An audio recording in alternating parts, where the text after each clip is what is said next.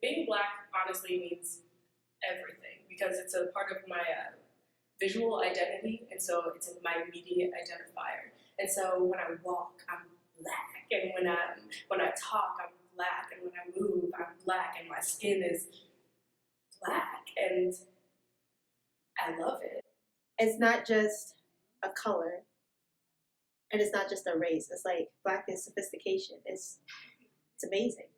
And a lot of people don't seem to recognize that, and they just seem to think that Black is like one set thing, and it's one set idea that, okay, well, she's Black, he's Black, they're the same thing. Being Black cannot be defined in one specific way. Everyone's experience is different. For me, I'm Black and African, so to me that means to be resilient, to be determined, to be dedicated, to allow the hardships that people before you have gone through, allowing that to be your guiding purpose. Being Black means that it's a lot for me to be proud of.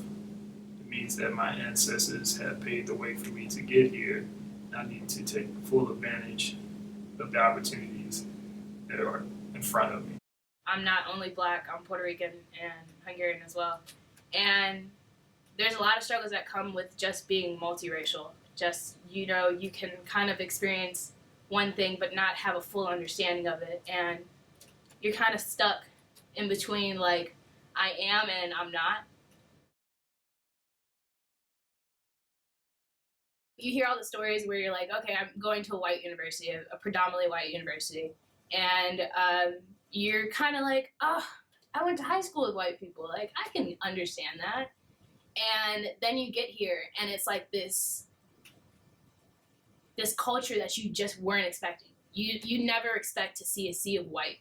And it's kind of disheartening when you know you're not of that sea. You stand out. You kind of either sink or swim, and it's really hard to sink or swim when the tides aren't really going in your direction.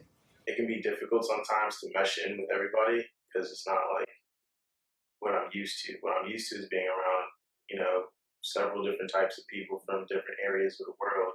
That's what I'm used to. So coming to like a predominantly white institution, it can be difficult. You want to feel like you've forgotten that you're the only Black student or the only minority student, but you look around and you're trying to identify with someone, you're trying to identify with your professor in office hours, you're trying to identify with the person next to you, and you can't. And if you're struggling by yourself.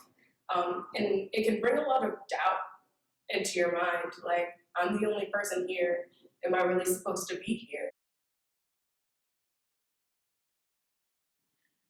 I feel like it's like a sense of kind of like accepted awkwardness. Because you really start off walking into the classroom like, wow, I really don't know anyone in here. Okay, like no one in here looks like me, so I'm gonna just sit here in this little corner and I'm gonna just do me. I like to change my hair a lot because my hair is pretty versatile. And it's awkward walking in and having to like reintroduce yourself every time because like they forgot your face or they forgot your name or anything else about you aside from like your hair. And I don't understand why that's like the only thing that they focused in on. There's not many Black people within the STEM field at science, technology, engineering, math. So it's definitely difficult because every time I get to a class, typically I'm one of the few like Black people in the class. So it's just like, I'm not really represented well. I mean, a lot is done though to kind of embrace the Black student body within engineering, but it's definitely difficult, like I said before, like being one of the few Black people in the program, because then you have a lot more to prove with a lot more obstacles to go through just to get to success. It's hard. It's hard going into a class and not seeing anyone that looks like you. It's hard going into a class and having to speak for an experience that you may not have even had, but because you fit a certain stereotype or fit a certain look, you now have to speak for that experience.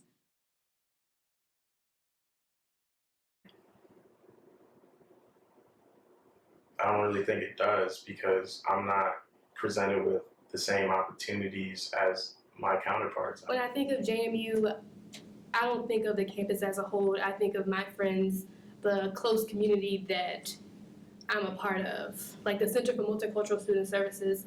I think about that. That's my JMU. I feel like a home should be a place where you feel comfortable, and I don't necessarily always feel comfortable at JMU. And I don't really always feel like JMU as a whole, the whole campus is mine. I'm just here. To me, JMU is my home, whether or not the people who go here think it is.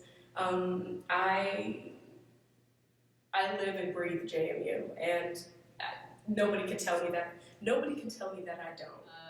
We as minority students can make it to the college campus and succeed with flying colors. We can be the difference in this world, even though people may not look at us like that. I have decided that if I'm going to be here, you're going to know I'm here, and you're going to know that I'm capable of more than what this institution may be willing to allow me to be. Like, oh, they do exist. Yes, we do exist.